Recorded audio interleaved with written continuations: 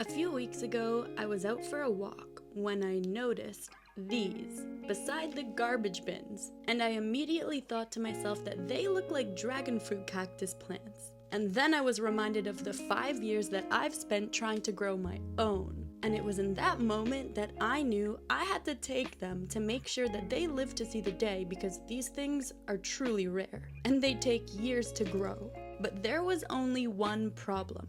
I didn't want to get caught stealing. And even though these were by the garbage, I still wasn't sure if they were being thrown away or not. So I built up the courage and walked up to the front door, because I figured you don't get if you don't ask. And as nervous as I was to ask a random person if I could steal their plant, I knocked 3 times and waited until a really nice lady ended up opening the door.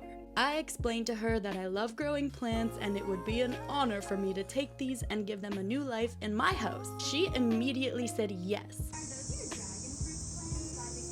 They're cactus. Are you throwing them out? Take them all. Yeah? They were my daughter. They just went out of control. You can't do it anymore? I don't have the time or energy. This is not going to help. In fact, she was relieved. She even confirmed that she was indeed throwing them out, and she left them there in the hopes that someone would come and take them. We can take one. You can take me now. She told me that they were her daughter's plants that she brought home from university and made her mom start taking care of them, and her mom said neither of them wanted them anymore because they were getting out of control and they were really hard to keep alive. So she was like, yes, please take them and take the pots with you too. And to me, that was the jackpot. I told her I'd try to revive them. I even promised her that I would come around every few months to give her updates on this dragonfruit plant. But it's safe to say that in that moment, my plan was set and I was all in.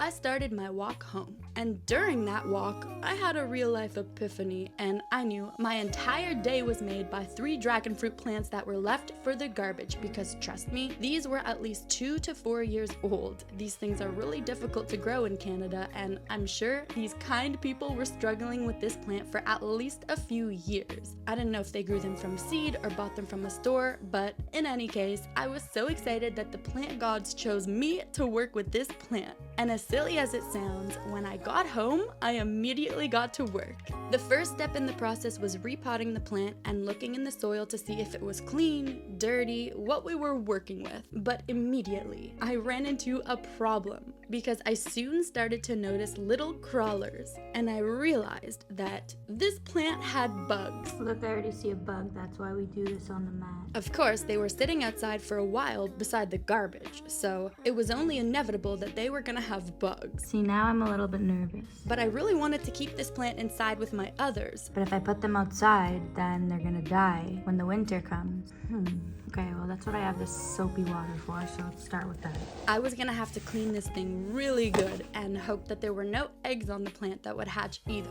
But don't fret, it's all part of the trust the process motto, or so I had hoped. Well, I continued working with it and got some soapy water to start dipping them inside to start the process of killing off the critters. Yep, see? Another bug. Okay, I think I'm gonna take these outside. Look, there's an ant there too. These were definitely outside. And I know you might be thinking, why did this lady not wear gloves? Girl, I don't know, okay? And my hands were really feeling those pricks. I gotta admit though, it was kind of fun to pick them and get them out of my hands. So I had to be careful only to touch the bottom of the plant so I wouldn't get the pricklies stuck in my hands. Definitely have pricklies all in my hand. And by the way, if you're wondering why soapy water, well, because soapy water helps remove pests like aphids or fungus gnats from plant roots during repotting. It also loosens the soil and makes it easier to separate and clean the roots without damaging them. But anywho, I continued for a while inside until I realized that I should probably do this outside if there are bugs. So I took it outside, made sure all the roots were cleaned off from any bugs, and got some new indoor potting soil.